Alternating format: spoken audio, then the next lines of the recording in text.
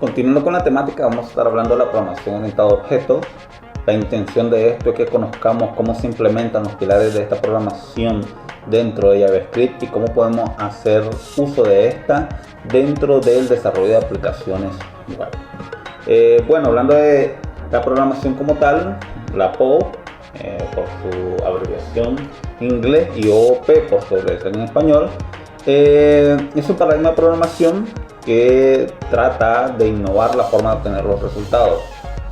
Los objetos se utilizan como metáforas para emular las entidades reales de un negocio y así modelar toda la lógica de la aplicación dentro de un esquema que sea fuerte, que sea robusto y que sea escalable.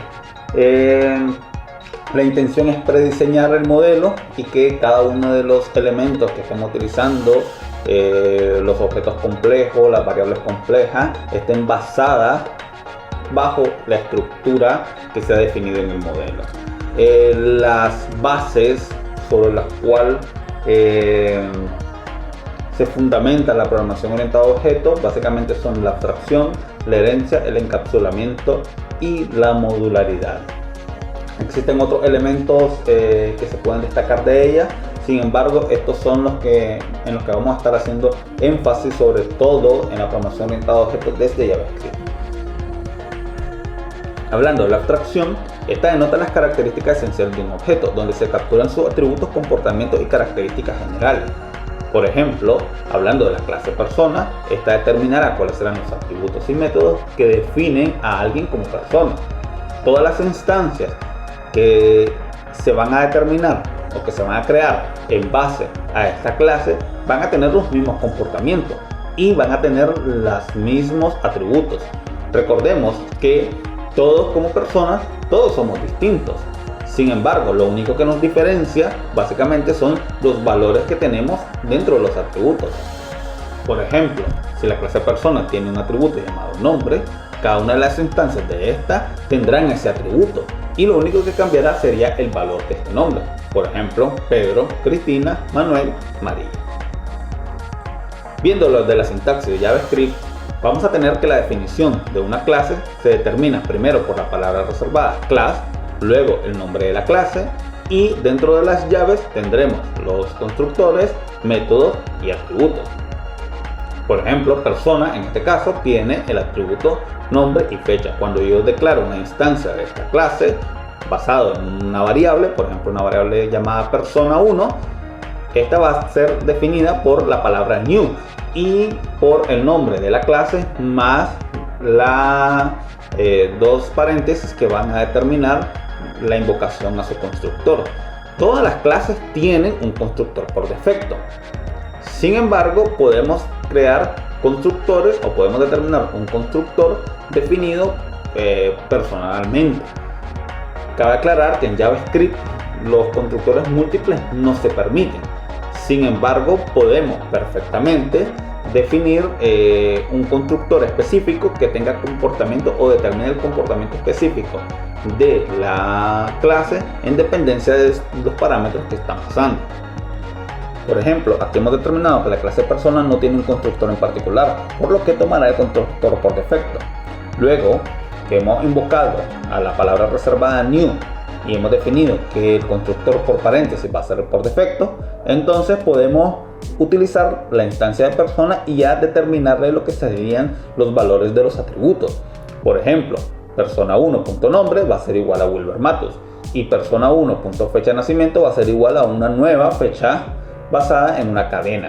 Si vemos en este caso la clase vehículo va a tener el atributo llamado tipo y va a tener dos métodos, lo que van a hacer desplazarse y detenerse.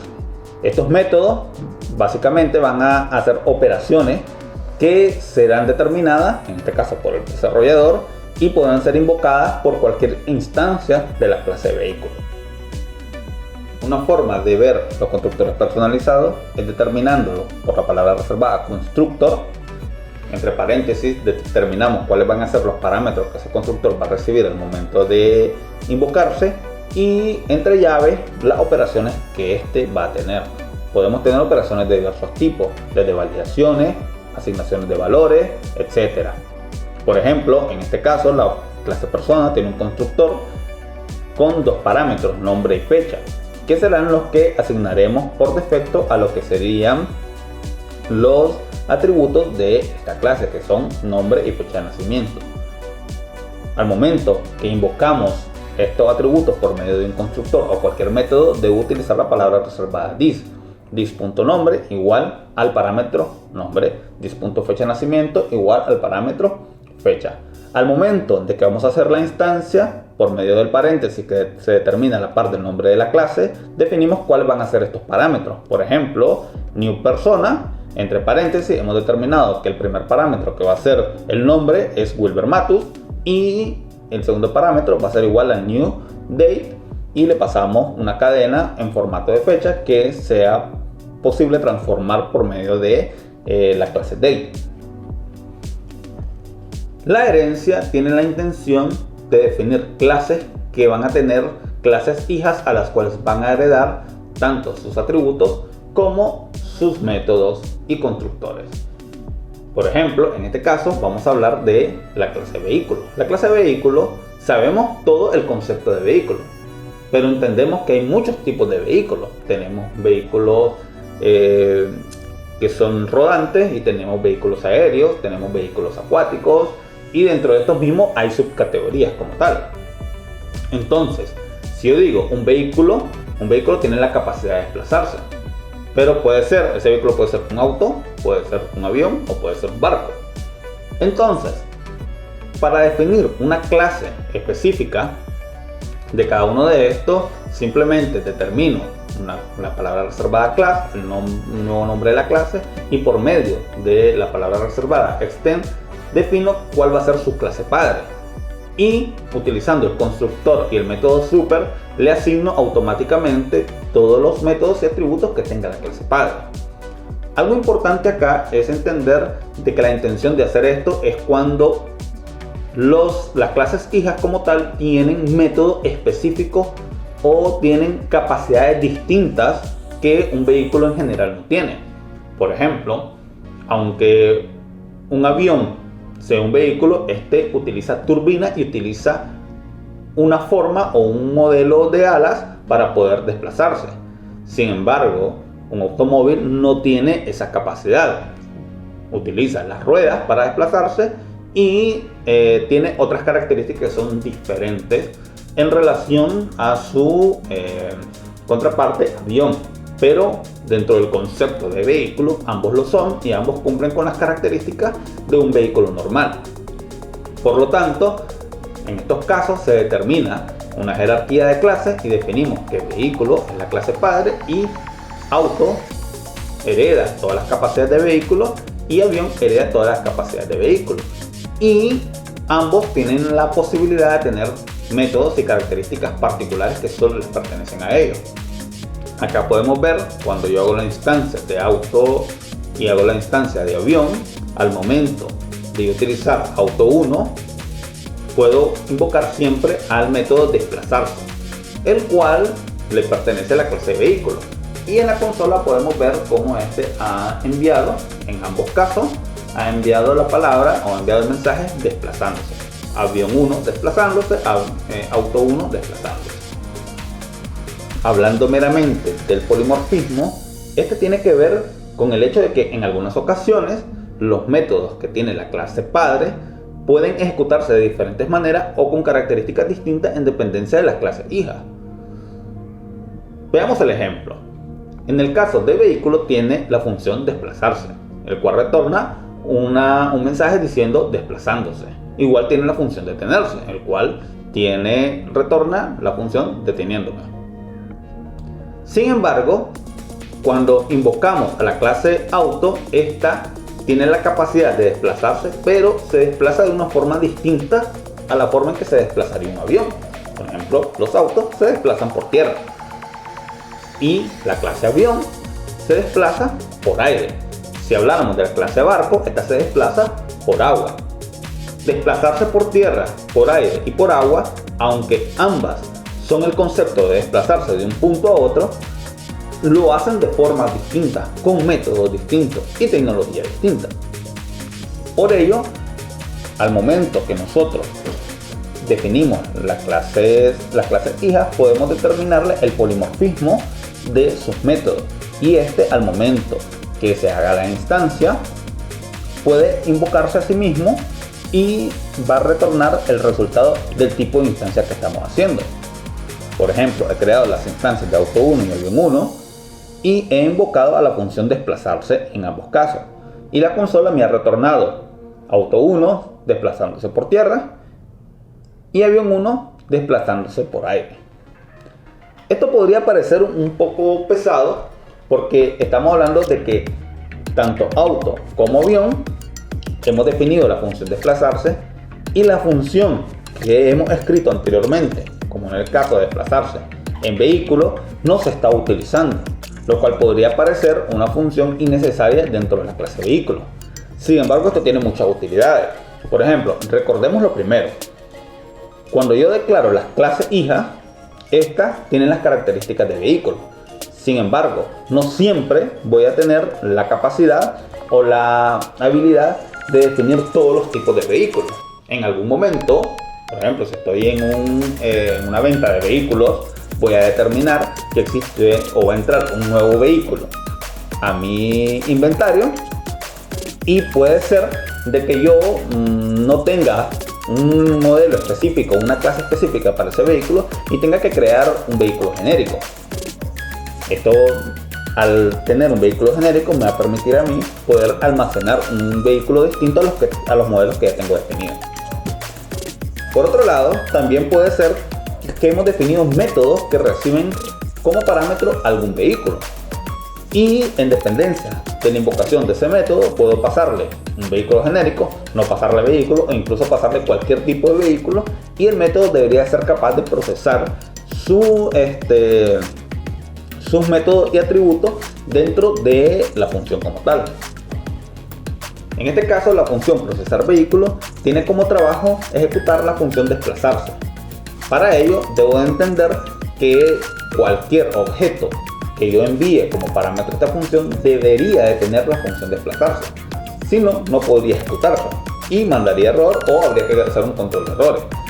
Para ello, defino que el objeto por defecto tiene que ser un objeto del tipo vehículo, por lo que yo le podría enviar cualquier tipo de vehículo. Le podría enviar un auto, le podría enviar un barco, le podría enviar un avión, etc.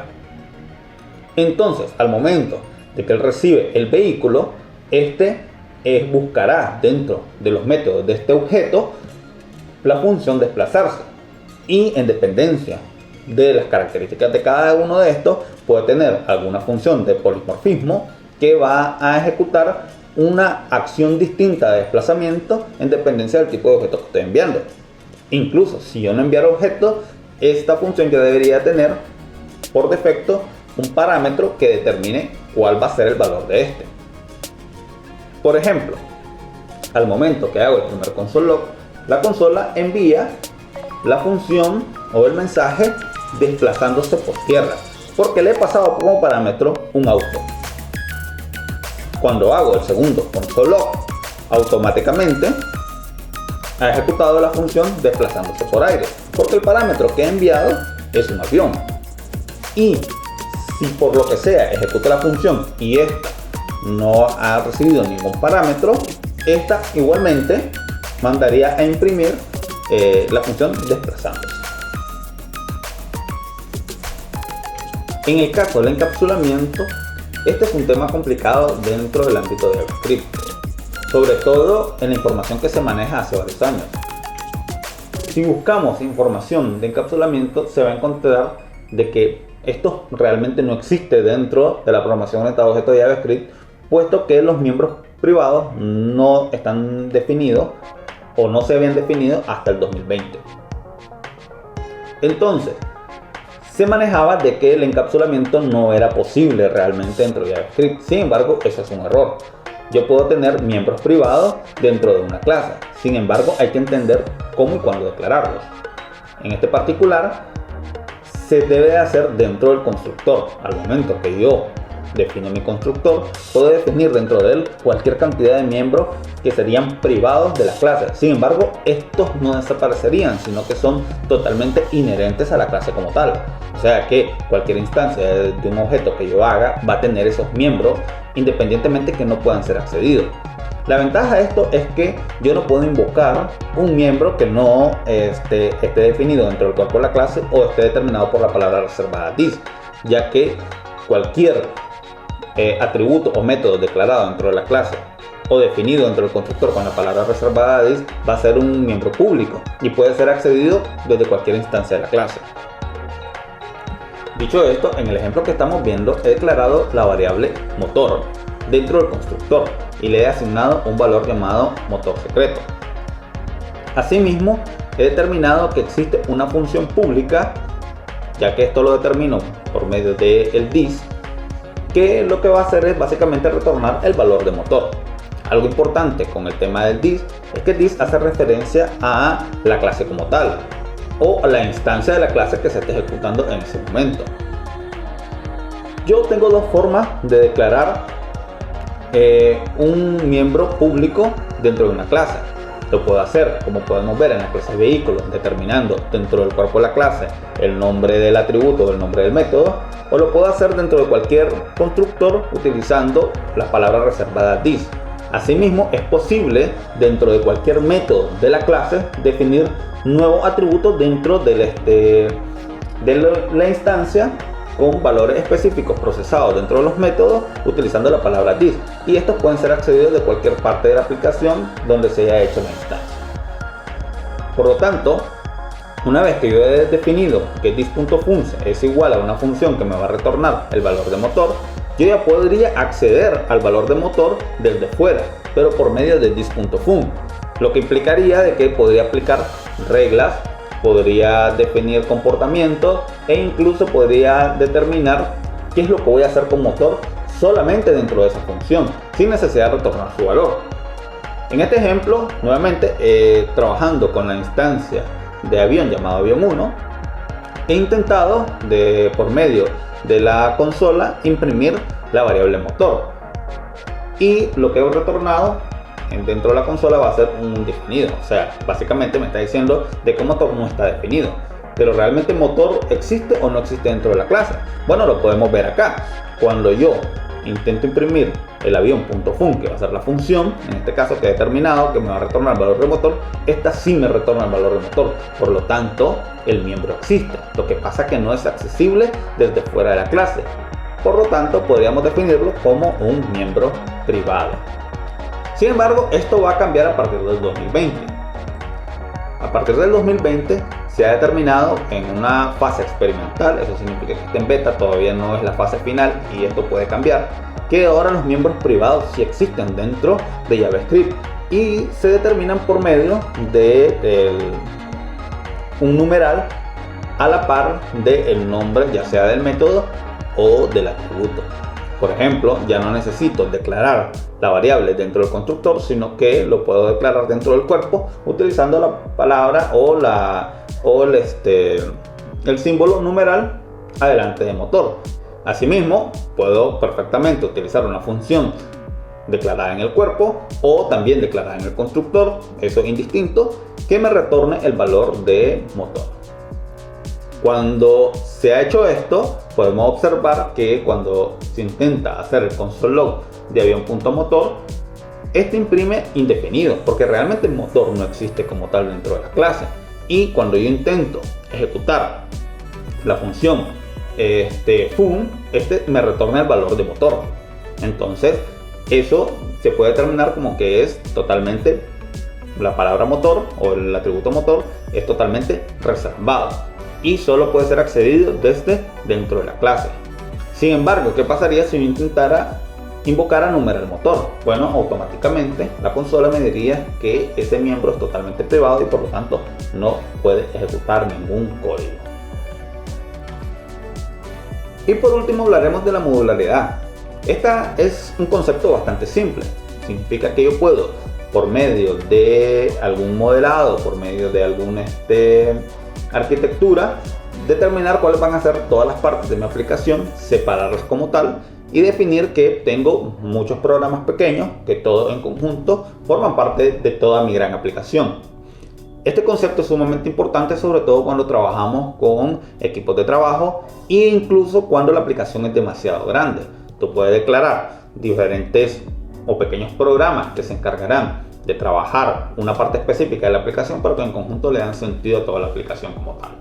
Un ejemplo de esto podemos ver un móvil que tiene diferentes partes, cada una de sus partes independiente una de la otra, y sin embargo todos juntos nos dan la facilidad de tener todas las funciones que tiene acceso nuestro dispositivo móvil o nuestro dispositivo inteligente.